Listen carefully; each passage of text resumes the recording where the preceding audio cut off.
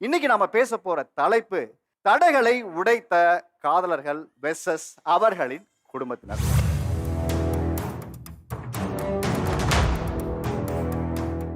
ஏன் நீங்க காதல் திருமணத்தை எதிர்த்தீங்க?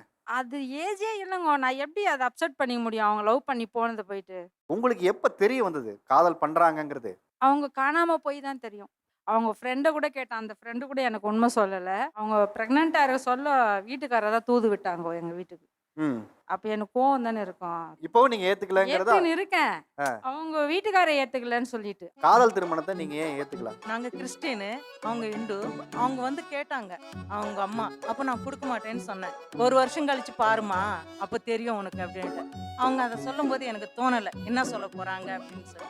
அதுக்கப்புறம் தான் தெரியுது இந்த பொண்ணு இந்த மாரி வேலைக்கு தான் கிளம்பி போச்சு என்கிட்ட சொல்லிட்டு. ஒரு 11 மணி இருக்கும். அந்நேரத்துக்கு அம்மா நான் கல்யாணம் பண்ணிட்டேன் அப்படின்றான். எனக்கு வார்த்தையே வரல. அப்படியே எச்ச கூட முழுங்க முடியல. அந்த மாதிரி கஷ்டமாயி போச்சு.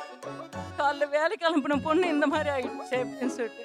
அதுக்கப்புறம் திருப்பி சமாதானம் எங்க மூத்தார் மச்சினர் எல்லாம் சொல்லி சமாதானம் பண்ணி ஒரு ஃபங்க்ஷன் ஒன்று பண்ணிட்டோம். உடனே ஒரு 3 மாசத்துக்குள்ளேயே.